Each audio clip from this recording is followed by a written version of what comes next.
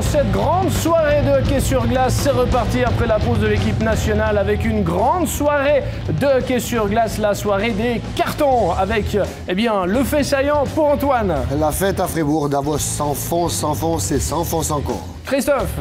Oui, au bout du suspense, Vienne enclenche 2 points ce soir à la maison. Et Stéphane. Victoire facile pour Lausanne à la maison contre qui? Contre Rapperswil.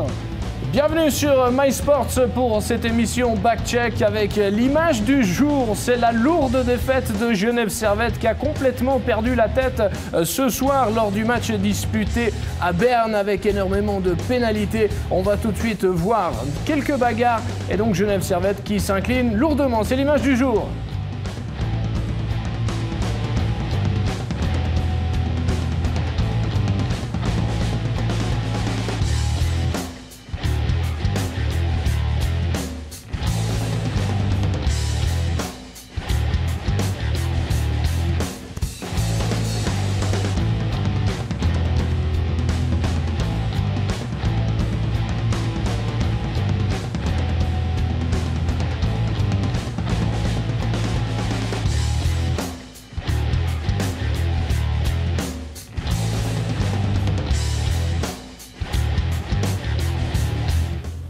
Bienvenue donc pour l'émission Backcheck avec Antoine Desclous, avec Christophe Val et Stéphane Rochette pour revenir sur cette journée complète de National League. Genève Servette a perdu la tête, mais c'est pas la seule chose qui s'est passée ce soir. Beaucoup à regarder. On va tout de suite commencer, messieurs, avec le match du Lausanne Hockey Club qui jouait à domicile contre Rapperswil avec la première présence pour le nouveau Lausannois. Il s'appelle Tyler Moy. Il arrive en provenance d'Amérique du Nord.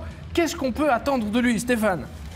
Bradé de diplôme, on verra si il va ramener sa science sur la glace. Non, je fais évidemment. Ouais, mais on l'a présenté également comme un artiste. Hein. Oui, comme un artiste, etc. C'est un joueur qui va amener un peu de profondeur au Lausanne Hockey Club. Un gars qui a joué dans les rangs universitaires, on le rappelle. C'est un gars qui va amener de la profondeur à l'aile droite sur 3e, 4e bloc du côté. Et on verra ce soir qu'il a marqué également son premier point dans cette large victoire pour le Lausanne Hockey Club. On va tout de suite voir les images en provenance de Malais. Lausanne qui s'est rassuré.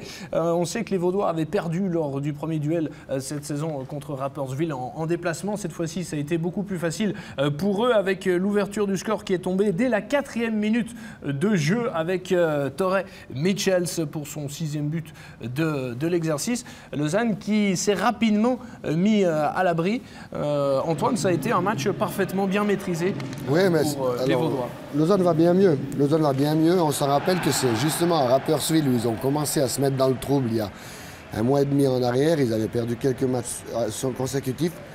Et là, ça leur a fait du bien vraiment de cette entame de match. Les buts qui se sont enchaînés, être largement supérieurs dans le jeu. Hein. On le regardait d'un coin de l'œil. C'était pas le plus intéressant pour nous puisqu'on a vu que Lausanne allait prendre le dessus sur Rapperswil. Sur Rapperswil, extrêmement rapidement, Lausanne qui avait remporté ses 5 derniers matchs avant la pause de l'équipe nationale. C'est toujours une question de savoir comment, après ces interruptions de championnat, l'équipe revient. Christophe, là on a tout de suite une certitude, le Lausanne Hockey Club est resté sur son train positif. Oui, on a tout de suite une réponse du côté de Lausanne. Ils sont restés positifs. Aussi bien sur la glace que pour marquer des buts, parce que maintenant Lausanne est quand même une machine un peu à marquer gentiment. Ils viennent, ils prennent leur marque. Et comme disait Stéphane, le nouvel arrivé, là, il va se sentir assez rapidement à l'aise puisqu'il arrive dans une équipe qui gagne des matchs. Donc ça sera aussi un petit peu plus facile pour lui de s'adapter. Ouais. Ce sera plus facile effectivement pour lui avec une équipe qui a la baraka à 7 ans. On va découvrir encore quelques images avec les buts suivants. Lausanne qui a également été capable de marquer en supériorité numérique avec Grossman ici. Ça c'est un powerplay qui fonctionne bien pour le Lausanne Hockey Club. Et donc c'est également un maximum de confiance pour les hommes de Ville Peltonen. Oui, la passe magnifique encore une fois de Jeffrey qui était un passeur hors pair, le tir sur réception. Il n'a pas visé le bon coin parce que le gardien, le gardien était là. Écoute, il a frappé de toutes ses forces puis il a chopé une des 2 lucarnes, mais il y avait de l'espace beaucoup plus à gauche qu'à droite de votre écran. Mais Grossman qui fait gentiment des points aussi. Oui. Il y a une ligne qui a ralenti un peu ces derniers temps en termes offensifs, mais là, c'est Grossman qui prend le relais. Lausanne qui va quand même comptabiliser un point dans ce match. Lausanne qui va scorer encore quelques buts dans cette rencontre. C'est l'équipe du championnat qui tire le plus souvent au but, avec 573 shoots avant la soirée de ce soir. Ça, c'est aussi assez représentatif du volume de jeu offensivement pour les Lausannois. Ouais, alors là, il faudrait mettre ça un bémol parce que je pense qu'ils ont tiré énormément quand ils ne marquaient pas. Hein, quand on doute, quand on ne joue pas bien, quand ils étaient dans leur mauvaise passe, on essaie de se simplifier et ça fait aussi pourquoi ils ont vélo dans le jeu. Ils ont aussi beaucoup shooté. Là, on voit ce soir sur les images, tout leur réussissait. Rapperswil, c'est certainement une de leurs moins bonnes performances, tous joueurs confondus, ils ne sont pas juste en box-play. Les deux gardiens sont un peu troués, mais le nombre de shoots, je pense qu'il faudrait voir un petit peu sur l'évolution des performances de Lausanne. C'est intéressant. Et on va regarder sur cette séquence, Stéphane, le premier point pour Tyler Moy, qui est ici à la passe pour cette réalisation de Sandro Zinger. Sandro Zinger. Il y a des employés de soutien qu'on appelle les gars qui n'ont pas l'habitude de marquer forcément, qui ont marqué ce soir. Inalbon, Léoné, Troutman, Zinger qui n'a pas beaucoup marqué, qui revient de blessure. Moi qui participe au pointage. Tout le monde est content. Ça. Tu sors du match, c'est une victoire, série de victoires. À la maison, petit match facile, tout le monde a participé au pointage, tout le monde sort avec la banane, c'est super bon pour la confiance. L'entraînement demain, ça va être tip-top. Pour la suite, exactement. C'est ça, c'est le match qui... Tu sais, ça n'a pas reposé. Il n'y a pas un gars qui a 3 buts, 2 passes ce soir, toujours le même. Tout le monde a participé. Non, puis tous les blocs, c'est ça. Pour un entraîneur, c'est du pain béni, ça. C'est OK, parfait, victoire tranquille, tout le monde est content. Tout le monde va arriver à l'heure demain. Exact. Tout le monde va arriver à l'heure, tout le monde va être content, tout le monde va s'en aller. Bobo. Voilà. Un mot tout de même sur la formation de Rapperswil. Alors, on n'espérait pas qu'elle allait revenir complètement revigorée après la pause de l'équipe nationale, mais on peut quand même constater qu'elle a toujours les mêmes difficultés. Très peu d'occasions de but, une seule réussite, et puis des difficultés également avec le gardien Annie Feller qui ce soir a été chassé. Ouais, c'est dur pour Rapperswil parce que c'est une des équipes qui est montée, des dernières équipes qui sont montées en Liga ou en National League, qui jouent le mieux ensemble. Ils jouaient très bien en Ligue B l'année passée, en Swiss League, excusez-moi, j'ai de la peine. Ils jouent bien, mais la National League cette année, là, c'est tellement bon. Les équipes sont tellement serrées que les pauvres de Rapperswil, ils ont bien... Je crois que la pause leur a fait du mal parce que maintenant, là, je crois qu'ils commencent à se décourager. On a vu ce soir. Je n'avais jamais vu autant hors sujet que ce soir. Ils étaient toujours en train d'essayer de gratter, ils jouaient bien et tout. Puis là, ça a été la débandade. Puis c'est sûr que si Niffler, il a aussi le droit de faire des mauvais matchs, mais si Niffler le lâche Rapperswil, c'est plus compliqué. Fait qu'avec le nouveau système qu'on commence les play-outs avec le nombre de points, ils sont presque déjà largués. Hein? À moins d'un revirement, c'est presque sûr qu'ils vont être en bas et qu'ils vont se battre contre le champion de Swiss League, Antoine. Swiss League. Ça a changé. Elle est où la MySport là-dedans? Là? Moi, je dis encore les deux. Rapperswil qui a perdu la totalité de ses matchs également en déplacement. On a une réaction à vous proposer, celle du joueur lausannois qui a été élu homme du match. Il s'agit de Torrey Mitchells. On l'écoute. Torrey Mitchell, c'était peut-être le match piège après 10 jours de pause. Comment est-ce que vous avez abordé cette rencontre? Oui, je pense qu'on a bien travaillé pendant le break. Et je pense que les 4 lignes, les 3 trios de défense, on a joué solide pour 60 minutes. Alors, c'était une grosse victoire pour nous. Finalement, cette victoire 6-1, elle va dans la lignée de celle qui était justement avant cette pause de 10 jours. Oui, c'est pas toujours... Cette année, c'était pas toujours facile de compter 6 buts. Alors, on va prendre ça et essayer d'amener ça dans notre prochain match. Merci, Torrey. Merci. Belle victoire donc pour le Lausanne Hockey Club. On enchaîne avec Zurich Zug, un match important pour les Zurichois qui ont un seul point d'avance avant cette journée par rapport à la 9e place. Et c'est un match peu évident face à la formation zougoise, toujours difficile à manœuvrer. On va découvrir les images en provenance du Hallenstadion. Zurich qui a également quelques problèmes offensifs depuis le début de la saison avec seulement la 3e meilleure attaque. Ça a mal commencé pour les Zurichois. 2 buts pour Raphaël Diaz sur la première période. Énormément de place là pour on le voit, il a toute la glace, toute la place qui lui est donnée. Il peut s'engouffrer. Très bonne deuxième vague de Diaz qui sent très bien le jeu. Il arrive en 4e homme. Bien servi. Il a tout loisir d'allumer. Là, on voit aussi, c'est encore une lucarne. C'était très bien réussi, mais Zurich a donné beaucoup d'espace. Zurich coaché par Serge Aubin qui n'a pas donné toutes les garanties sur la première partie de saison. C'est sûr que maintenant, Christophe, on l'attend au tournant et c'est peut-être l'une des équipes qui doit avoir utilisé, qui devrait avoir utilisé cette pause pour clairement hausser le niveau de son jeu. Oui, effectivement, mais bon, on sait que Zurich a toujours un petit peu du mal à se mettre dans le bain. Ils ont beaucoup de matchs encore devant eux pour pouvoir arriver à cette 8e place. Et Zurich a été aussi champion, je crois, en étant très très mal classé dans le championnat, 8e même. Et donc pour eux, je pense qu'il n'y a encore pas le feu au lac. Il n'y a pas le feu au lac, d'autant plus qu'ils vont complètement retourner la situation dans cette rencontre face à Zug. Ils étaient menés 2-0, ils vont finalement s'imposer 3-2 grâce à un homme qu'on retrouve aussi petit à petit à son meilleur niveau. C'est Fredrik Petersen qui ici combine avec Baltisberger pour une réalisation marquée en supériorité numérique. Petersen est en train de renaître peut-être un petit peu. On l'a vu un petit peu plus ce soir. On a fait un match qu'on a suivi à l'entame du championnat. Il a été suspendu à l'entame du championnat. Il n'était pas utilisé de la même façon par Serge Aubin. Difficile quand tu es une star, un buteur, et tu n'arrives pas à marquer des buts. Mais là, il semble, on le voit un petit peu plus dernièrement. Donc, Zurich a besoin d'un Fredrik Petersen qui marque des buts. Et puis ça, c'est le but égalisateur. De Dennis Sollenstein. À 2 minutes de la fin, Dennis Sollenstein aussi, qui a fait parler de lui à Zurich l'année passée. Plus que cette année. Oui, exactement.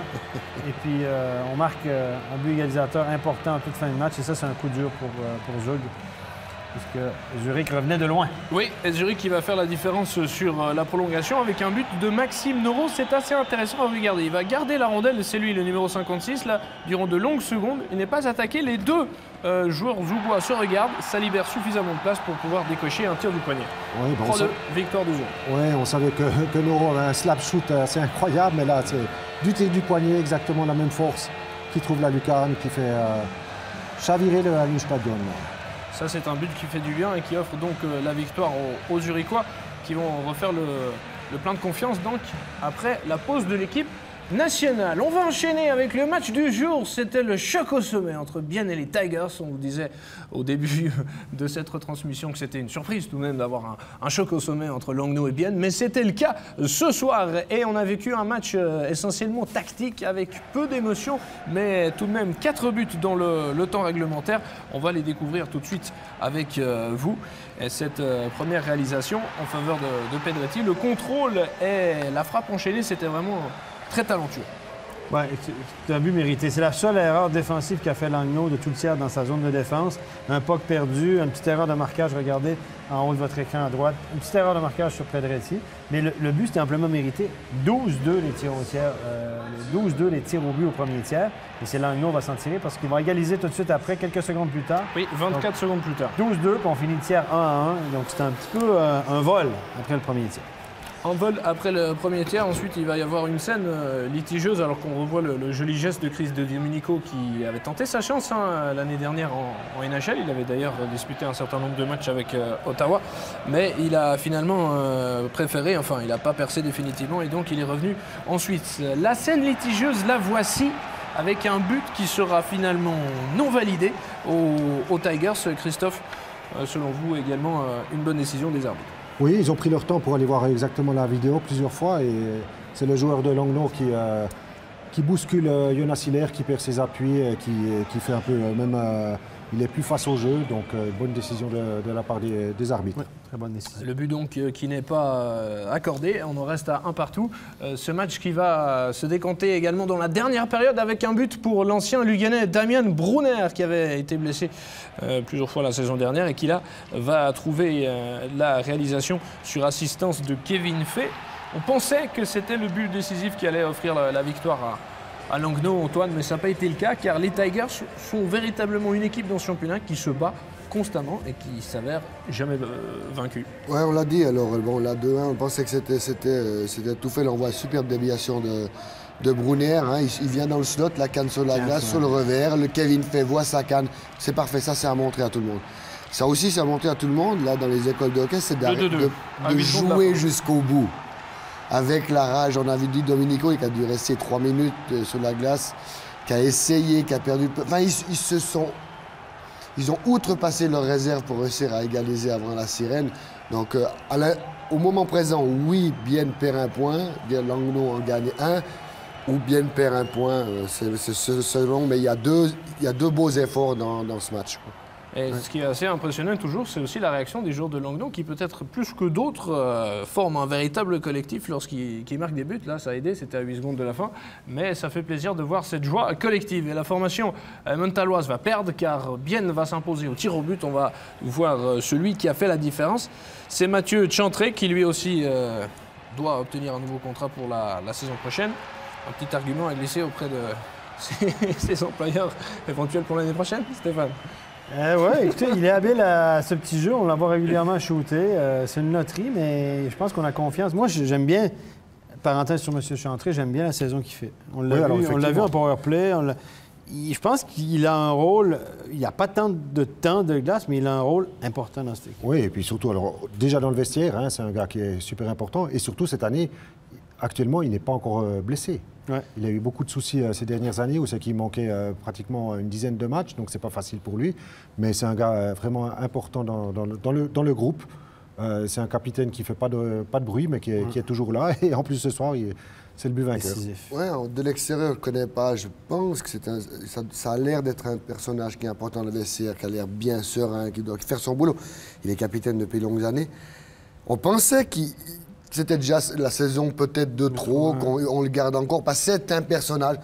Mais comme Stéphanie dit, il nous fait une saison, là, il est au box-play, il est souvent, et toujours, il est agressif. Même en powerplay, on a vu certains matchs, il joue en powerplay. Il avait marqué 2 buts en powerplay, je pense, contre Langnau.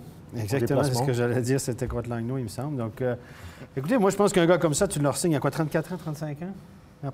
Tu leur signes pour pas trop cher, tu as fait un contrat raisonnable, pas trop cher, c'est un gars qui te fait pas mal, qui peut répondre à l'appel quand tu as besoin de lui, qui a de l'expérience. Moi, je pense que c'est un gars qu'on peut renouveler. Évidemment, tout dépendant le prix. Je pense pas qu'il a 5 offres à gauche, à droite. Donc, puis clubiste, c'est un joueur pour son club. Clubiste qui porte avec lui l'ensemble de l'histoire de ces dernières années de la formation de Bienne. Allez, c'est une tradition. On va passer au top et au flop. On va parler, grâce à vos choix, Antoine et Christophe, de situations spéciales ce soir. On commence par quoi? On commence par... C'est qui a le top, c'est qui a le flop? Alors moi, je vais prendre le flop. Ah, tu prends le flop? Oui, on en a déjà parlé tout à l'heure. C'est le powerplay de Bienne qui était assez catastrophique ce soir. Je pense sur les 12 minutes entières qu'ils ont joué à 5 contre 4, ils ont eu 3 chances de goal, de vraies belles chances de goal. Est-ce qu'il faut changer quelque chose sur ce jeu de puissance? Il faut changer quelque chose, oui. Quand on ne marque pas, oui. Ou alors il faut regarder aussi l'adversaire, comment a joué l'adversaire. Ça, c'était aussi... une situation ce soir où on sait que Domenico Ciaccio adore jouer contre Bienne. Et il l'a démontré encore une nouvelle fois ce soir, car il a arrêté aussi quelques pucks très très chauds. Alors si Bienne n'a pas réussi à marquer en situation spéciale, c'est peut-être aussi parce que les Tigers disposent du 2e jeu en infériorité numérique de la Ligue. Antoine, vous en avez fait votre top. On ne s'est pas trop mouillé, le flop, le top. C'est vrai qu'il n'y avait pas d'image exceptionnelle à sortir comme ça qu'on peut dire là, du match, donc le top c'est le powerplay. Le powerplay, le box-play de Langnau, parce que j'en permets-moi, parce que je me disais finalement c'est peut-être vous le top de l'émission pour première émission. C'est juste, hein? Merci Antoine, vous êtes gentil. Ça fait plaisir. Donc on va enchaîner. Maintenant c'est moi qui me perds. Avec l'interview, évidemment, puisque c'est une victoire pour la formation zélandaise et qu'on va tout de suite écouter Marco Pedretti. Marco Pedretti, gros match contre Langnau, mais un match très tactique. Oui, exactement. C'était très, très serré, un match avec nos 2 systèmes très défensifs. Donc, ça fait du bien de gagner ces 2 points, même si on regrette un peu de ne pas avoir gagné dans le temps réglementaire. Justement, ce soir, c'est les powerplay, 6 powerplay, 0 but. C'est là-dessus qu'il faut vraiment travailler, même si vous êtes leader de National League. Ouais, il y a toujours quelque chose à améliorer. On a vu qu'on a quand même des bonnes chances en powerplay. Il faut les mettre au fond pour le prochain match. Votre but, c'est grâce à la Saint-Martin qu'on fait dans le Jura? Oui, exactement. Un bon boudin, ça. Non, c'est un bon travail de mes coéquipiers. Et puis à la fin, il faut juste la mettre au fond. Merci beaucoup, Marco Pedretti. Bonne soirée. Victoire pour Bienne donc. On va enchaîner avec Fribourg-Gotteron qui restait sur une jolie série de 4 victoires lors des 5 derniers matchs avant la pause de l'équipe nationale. Fribourg qui affronte ce soir Davos. C'était la grosse interrogation de savoir comment est-ce que l'équipe d'Arnaud Delcourteau allait revenir après cette pause. Et on va tout de suite avoir les réponses sur les premières minutes de jeu. C'est absolument hallucinant ce qui s'est passé à Fribourg ce soir. C'est Jacob Mikfliquet qui marque ici le 1-0, mais autant le dire tout de suite, Fribourg a rapidement fait la différence en marquant 4 buts sur les 10 premières minutes du match. On ne s'attendait pas à un tel début pour Fribourg, mais surtout à ce que la formation de Davos s'écroule, Antoine, à ce point-là. Ah, je veux dire, alors, imaginez-vous, on est devant tous les écrans, on regarde le match, principalement bien de l'anglo, parce que c'était notre match phare. On tourne la tête, ça faisait chaque fois qu'il y avait un but de plus pour Fribourg, on les a regardés, bien entendu, mais Davos, plus je vois, moi j'y comprends. Courtois est un gros article dans La Liberté aujourd'hui. Je n'y comprends rien à cette équipe, elle est fébrile, elle s'énerve, elle fait tout faux. Et à croire que dans le temps, on montait à Davos, on avait peine à respirer, c'est eux qui ont peine à respirer chez eux, puis encore moins quand ils descendent. Alors il a tenté de réagir, après le 2-0, il a pris un temps. Ce qui a peut-être surpris, c'est qu'à ce moment-là, il n'a pas choisi de sortir son gardien Lindbeck. Encore. Encore, oui. Stéphane, il aurait dû? Je pense que lui shoot 4 goals. Lui shoot 4 goals, c'est peut-être pas de sa faute, mais tu changes le momentum. C'est pas la première fois que Lindbeck prend des buts en début de match et puis qu'il ne le change pas. Est-ce que c'est une marque de non-respect? J'en sais rien. Est-ce que... Il n'y a qu'Arnaud qui peut faire ce genre de truc. Je pense que lui, il pardonne tout à Arnaud Descourteaux. Ce serait n'importe quel entraîneur en Suisse, on dirait c'est pas normal, il n'a pas changé son gardien, etc. On mettrait ses décisions en cause. Mais c'est Arnaud, il peut tout faire, Arnaud. Ça commence à m'énerver un peu. Davos qui a joué qu'avec 2 étrangers. Hein. Oui, mais que tout ne tombe pas rond à Davos. Le Suédois Rondin, qui s'est blessé également avec la sélection nationale, à l'échauffement.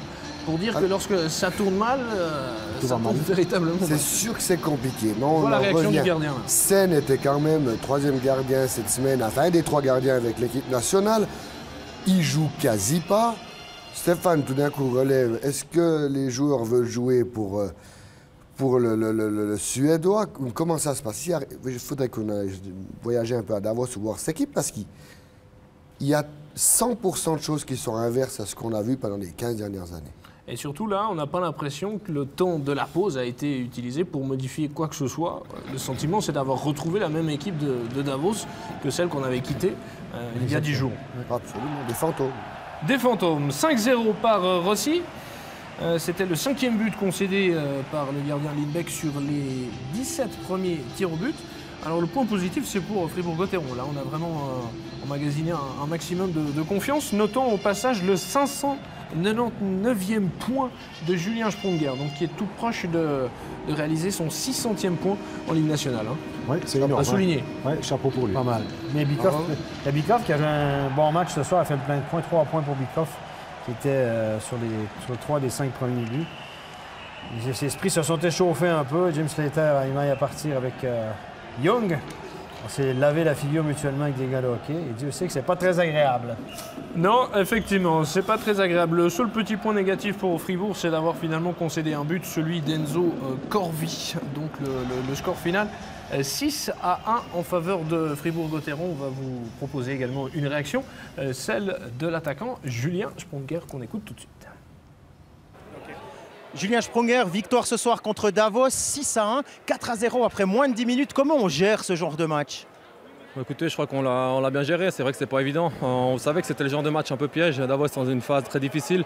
Je crois qu'ils sont pas mal à l'extérieur quand même ces derniers temps. Donc on se voulait de faire un bon départ. On espérait peut-être pas un 4-0 après 10 minutes, mais voilà, c'était bon à prendre. On s'est mis très rapidement à l'abri, on a bien géré par la suite. Et puis voilà, je crois que c'est le genre de match où il faut prendre les 3 points. Et puis on a fait un bon match ce soir. On les a vus, les Davosiens, essayer de sortir un peu la tête de l'eau. C'est là que Mathias Rossi a marqué le 5e. Puis ensuite, Reto Berra a fait le travail. On ne se laisse pas surprendre dans ce genre de cas à Fribourg. Non, je pense que 4 goals d'avance ou 5 goals d'avance, il faut savoir gérer cet écart. C'est vrai que c'est pas toujours évident quand tu marques 4 goals justement 10 minutes de garder le rythme, de garder vraiment le système. Tu essayes toujours, tu as tendance à faire une passe en plus, à essayer un petit jeu pour essayer de faire marquer un de tes collègues. Mais voilà, je crois que finalement on a quand même réussi à gérer ça. Malheureusement, on prend quand même un goal. C'est peut-être le seul point négatif de ce soir. Et puis voilà, on se veut perfectionniste, on veut être meilleur de match en match. Et puis on prend les 3 points, mais il y a encore du travail. Dernière question, il reste ce box-play encore à mettre en place. Ce soir, ça s'est bien passé. Tant mieux pour la suite peut-être. Hein. Ouais, c'est vrai que c'était une grosse force la saison passée de notre côté. Cette saison, on a eu un peu plus de peine, mais gentiment, on retrouve un peu nos marques aussi. À Rapperswil, on était bon. Dernier match avant la pause. Ce soir, encore une fois, on n'a pas eu beaucoup de box-play, mais c'est des petites choses, des petits détails. On y bosse régulièrement. Et puis voilà, même si on gagne, il y a toujours des choses à améliorer. On se veut d'aller de l'avant. Et puis je crois qu'on est sur le bon chemin. Merci Julien. Merci. Belle victoire donc pour Fribourg-Gotteron. On enchaîne avec Lugano qui se déplaçait à Ambri-Piotta pour le deuxième derby tessinois de la saison. Lugano s'était assez largement imposé lors du premier duel sur le score de 6-2. C'était un match très important en ce qui concerne la barre entre deux équipes, 8e et 10e, qui ont besoin de points. La formation d'Ambri-Piotta tentait de freiner cette dégringolade puisque l'équipe restait sur 5 défaites consécutives. Le premier but pour Lugano, avec Hoffmann qui devient avec ce but le meilleur buteur du championnat. Oui, qui est super bien servi par Vauclair. De nouveau une passe en retrait, shoot direct. Un but 100% roman. Reuil au forechecking, Vauclair, récupération, passe, goal, Hoffmann. C'est bon ça. Ambri qui va égaliser. Un Châtelois. Plus 3 Comme ça, tout le monde est content. Et l'équipe d'Ambri qui va égaliser avec Adrien Lauper. Par un Fribourgeois. Un partout. Pas un Fribourgeois, il l'a dit. Pas un Fribourgeois. On a fait le tour. Les cantons romans sont bien représentés ce soir. Hein? Non, bon, joli but. Écoutez, tir à pleine lucarne. Le gardien est descendu rapidement, mais voilà. Donc, ça, c'est toujours le même problème avec les gardiens. Ils étaient déjà sur la glace avant le départ du shoot. Oui, mais ça vient très vite. Hein. Ouais. Très vite. Et puis maintenant, les joueurs tirent de plus en plus fort, toujours plus précis. Et ça devient compliqué pour les gardiens de but. Toi, tu restais debout. Hein? Toi, tu es un gardien qui joue beaucoup debout. Hein? Oui. Dans l'époque, c'était comme ça. C'est comme ça qu'on t'avait appris. On m'avait appris un gardien couché et un gardien battu. Oui, c'est ça. Ah, un gardien couché, c'est un gardien battu. Non, mais c'est vrai que c'était un style, un des derniers que j'ai vu avec un style des années 90. Hein? Exactement. Donc, la télé, elle a été en couleur. Hein, la télé, oui, il y avait quand même la télé en couleur. Il avait déjà mal aux genoux. Non, mais je me souviens bien de ça, qu'il y avait un style debout, etc. Donc, une autre époque qu'on peut dire. C'était resté debout le plus longtemps possible. Ouais. Ça a bien changé depuis, effectivement, pour notamment les gardiens actuels du championnat suisse de National League. Ce match qui va se terminer au tir au but, et c'est Ambri-Piotta qui va s'imposer.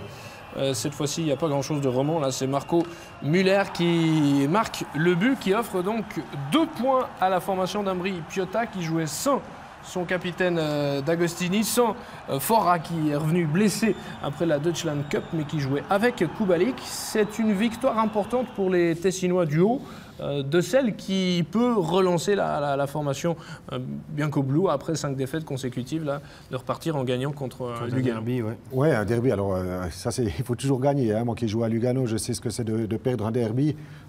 Tout le monde est vraiment fâché, et surtout du côté d'Ambri-Piotta. Quand on gagne, alors là, ça va être la fête pendant 2 jours dans le Tessin du haut. Mais surtout, il faut donner un grand coup de chapeau quand même à l'entraîneur. C'est Reda qui fait un boulot quand même assez incroyable du côté d'Ambri-Piotta. On ne pensait pas qu'Ambri-Piotta jouerait aussi bien cette année. C'est une équipe qui joue un style agressif et tout ça. C'est chapeau au duo d'entraîneurs qui font vraiment du bon boulot. Job. Et puis, il y a un fait surprenant ce soir. D'habitude, en pénalité, on l'a vu à Bienne, il y a un joueur qui a marqué. Là, les 5 premiers qui ont shooté ont marqué. C'est rare, ça. Oui, c'est très rare. La moyenne, c'est 20 à peu près, 25 1 sur 5, 1 sur 4. Ce soir, les 5 premiers goals. Ça, notez ça parce que ça n'arrive pas souvent. C'est à souligner, effectivement. Beaucoup de réussite pour les attaquants. Donc, dans ces séances de tir au but et victoire pour Ambri-Piotta, coaché par Thierry, qui aura redonné aussi cette identité locale à cette formation d'Ambri-Piotta. On enchaîne avec le dernier match. C'était la formation de Berne qui jouait face à Genève Servette. Alors, le grand challenge pour Genève, c'était de réussir enfin à gagner un match à l'extérieur. Ça n'a pas bien fonctionné pour l'équipe de Chris Maxerley qui s'est complètement effondrée dans cette rencontre. Face à Berne, on va tout de suite découvrir les images. Alors, un des faits importants de ce match, c'est le box-play de Genève Servette qui s'est littéralement effondré avec 5 buts concédés en supériorité numérique, en infériorité numérique pour les Genevois. Ça fait beaucoup. 57. D'autant plus dans une équipe qui avait quand même une tradition d'avoir un box-play ces dernières années qui fonctionnait plutôt bien. Oui, mais là, Berne, ça fait 2 matchs de suite. Avant la pause, il avait marqué 4 en 6. C'était... je ne suis pas sûr que c'était pas contre Bienne aussi. Ils ont joué à la Tissot Arena où ils ont eu du succès. Ouais. Donc, le powerplay de Berne qui est incroyable. Là, 4 buts avant la pause, 5 buts sur 7. Donc, ils viennent de prendre leadership au point de vue de l'efficacité en supériorité numérique. Puis ils n'ont pas forcément marqué des buts. On marque des buts à 5 contre 4 sur le rush, sur l'entrée de zone, pas forcément une fois qu'on s'est installé. Et c'est pour montrer un peu le désarroi de l'équipe de Genève. De Genève, oui, qui s'est complètement effondré. Genève qui avait pourtant gagné le premier duel lors d'un match disputé à la patinoire de Vernet sur le score de 3-1. Max Sorley qui a déclaré cette semaine qu'il ne reconnaît pas encore véritablement l'identité de son équipe. Est-ce que c'est une équipe physique? Est-ce que c'est une équipe technique? Est-ce qu'il se questionne encore? Là, ce soir, on a plutôt assisté à une démonstration de force aussi par la suite, puisque Genève Servette a déclenché passablement de bagarres. Ça a été la seule façon de réagir dans cette déroute à Berne. Il y a deux façons de voir, les dire à Chris. Là, je pense, d'un côté, il essaie de protéger son équipe parce qu'elle n'est pas encore bien. Il n'a pas un monstre effectif, il est blessé aussi. Donc, il laisse entendre qu'il ne sait pas quel est le style de son équipe. Là, on a vu qu'aujourd'hui, c'est à juste titre, je m'imagine moi bien, joueurs me prendre une fessée comme ça à Berne, j'en ai eu pris. Ils ont été frustrés, ils ont été dans la bagarre, ils ont pas arrêté d'aller au contact. Ils ont vraiment été frustrés. Je crois que c'était un mauvais match pour Genève parce que c'était pas de la saine agressivité qu'ils ont eue, c'était beaucoup de frustration. Une méchante pénalité charge de Rubin. Qui a déclenché la bagarre. C'est une méchante charge. J'ai peur qu'il va prendre des matchs parce que elle est vraiment déjà à la base pour aller faire mal dans le dos. Enfin, on voit déjà là tout le... Il y a eu 136 minutes de pénalité au deuxième tiers. Ça, on revient en arrière un petit peu. Là. Regardez, la charge dans le dos est limite. Et puis Berger qui lâche les gants veut s'en prendre à Rubin. Et là, les 5 joueurs vont pas lâcher les gants. En tout cas, on va s'empoigner solidement pendant de nombreuses minutes. Pas mal de pénalités distribuées par les arbitres. Vous voyez, Rubin est sur la glace, Berger est par terre aussi. Et là, Kruger avec Volmin, ils vont qui mieux. On n'enlève pas les gants, on ne veut pas payer d'amende. Mais il va quand même, là, il y a eu une pluie de pénalités. Le match a été très long. Et puis, ensuite, il y a eu d'autres séquences après où il y a eu des bagarres. Regardez, ici, c'est Ebet avec Berton. C'est pas 2 bagarreurs, c'est 2 poids légers, ça. Une catégorie pas très grand, pas très gros. Et là, on y allait de bon cœur. Est-ce qu'il y a quelque chose à... Parce que Chris Maxorley n'a pas demandé à son équipe, n'a pas recadré son équipe, a priori, puisque ces bagarres se sont étalées sur la durée. Est-ce qu'il y a quelque chose à aller chercher en ayant un tel comportement? Par le passé, Chris était un peu un spécialiste. Quand il voyait qu'un match commençait un petit peu à lui filer entre les pattes, de dire à son équipe maintenant, allez, on devient agressif, on essaie de changer la tournure du match. Il y arrivait. Il y arrivait assez fréquemment. Là, c'est plus une question de tenter de changer du match lorsque vous êtes mené 5-0. Non, je crois même que c'est hors la volonté de Chris. Je crois que les joueurs ont été vraiment frustrés. Parce qu'ils essayent, puis ils se sont fait tourner autour. Ouais, je veux dire, Berne, sur Port-au-Play ou ailleurs, dans tout le département, du jeu était meilleur. Puis on en prend 1, 2, 3, il y a, j'imagine, Ruffenhardt qui lâche 2-3 vannes, ça va être super, puis ils ont réussi à jouer. Mais ça fait partie du jeu. Je crois pas que c'est Chris Maxorley qui a demandé... non, ça c'est ça. Non. Là, c'est vraiment de la frustration. C'est jamais comme ça que ça se passe. Il n'y a jamais un entraîneur qui va dire maintenant... Non, mais même... Là, c'était perdu. Hein. C'est pas dit comme ça. C'est pas dit comme ça. C'est pas dit comme ça. Mais bon, c'est Rubin qui a fait une mauvaise charge. Et puis c'est Berger qui a sauté sur... Moi, là, je suis content que Berger il ait sauté sur Rubin. Hein. Ouais. Parce que c'est vraiment... Il a défendu son équipe. Et puis un mot sur cette série qui se poursuit avec les défaites à l'extérieur. Genève Servette qui n'arrive pas à gagner. Match après match, c'est quand même tout un paradoxe, un complexe qui peut se créer dans la tête des Genevois. J'ai toujours de la peine, moi. Avec ces séries? Extérieur, maison, c'est super sympa, mais on a plus de pression. Alors, c'est quoi qui est mieux d'être à l'extérieur, puis pas avoir de pression, puis s'en foutre des spectateurs, puis les narguer. Moi, j'aimais bien l'extérieur, quoi.